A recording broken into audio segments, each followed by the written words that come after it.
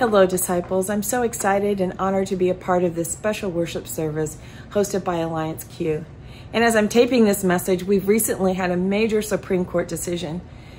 The court ruled that Title VII of the 1964 Civil Rights Act does indeed provide protections against employment discrimination for gay, lesbian, and transgender people. It is a major victory, not only for the LGBTQ community, but for all of us.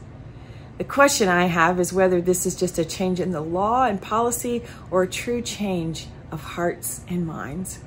The question I've been invited to explore tonight is transformation. How and in what ways is God transforming us collectively and individually in this moment? In February of 2020, I stood before the General Board and offered them the words of Walter Brueggemann, who calls for us to have a prophetic imagination. I challenged the church to say that we must have the courage to imagine a new church in a new world, the courage to be the church that we say we are. I said that we had to give ourselves permission to change, to let things go, to try new things, to hear new voices, to hear new stories.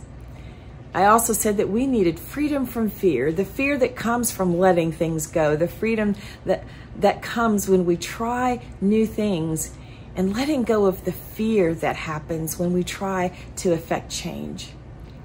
Little did I know that 3 weeks later, the world would be in a global pandemic and we would all be on lockdown, learning how to worship and connect in new ways, changing everything about how we live, work, socialize, and worship. Transformation for us has not become an option or a strategic endeavor. It is where we are and where we must be. The question is, how are our hearts and minds being changed? Jesus, when he stood in his home synagogue and read the words from Isaiah 61, spoke words that should not have been controversial. He spoke of the Spirit of the Lord being upon him to preach good news to the poor, to bind up the brokenhearted, and to preach liberation to the captive. When he began to talk about the messy nature of society in that day, that's when they became angry with him and threatened to throw him off a cliff. In the last week of his life, as recorded in Mark 11, when he enters the temple in Jerusalem for the final time, he sees those money changers who have been making boatloads of money off of the simple act of exchanging Roman coins for temple currency. And he is angry. He takes a whip made of rope and starts knocking over tables. What Jesus is saying is not here, not now, not in God's house.